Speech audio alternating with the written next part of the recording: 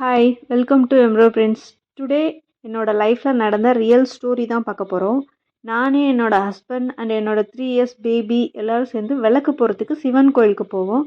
அங்கே இருந்த ஐயரை பற்றி தான் சொல்ல போகிறேன். என்னோடய ஹஸ்பண்ட் விளக்கு ஏற்றிட்டு இருந்தார். பக்கத்துலேயே தரையில் சூடத்தை ஏற்றிட்டு இருந்தார்.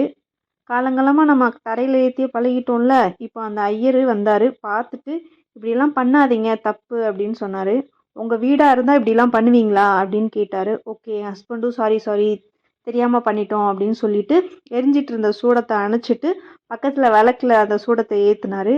என்னோடய ஹஸ்பண்ட் பண்ணது தப்பு தான், சாரி கேட்டுட்டாரு. நெக்ஸ்ட் வீக் அதே மாதிரி சேம் தான் விளக்கு ஏற்றிட்டு இருந்தார்.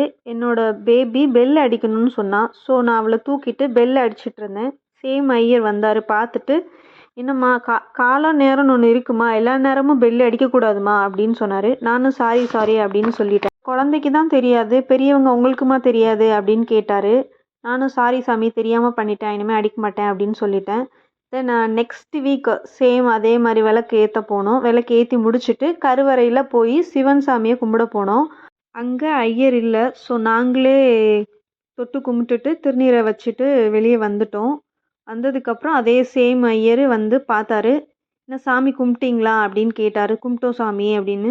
அவர் ஒரு 10 மினிட்ஸ் வெயிட் பண்ணலாம், தப்பு இல்லை, நான் வந்திருப்பேன்ல, நீங்களா இப்படி போய் கும்பிடக்கூடாது சாமியை அப்படின்னு சேம் டோனில் அப்படியே தான் சொன்னார். எங்களுக்கு ஒரே கஷ்டமாக போச்சு.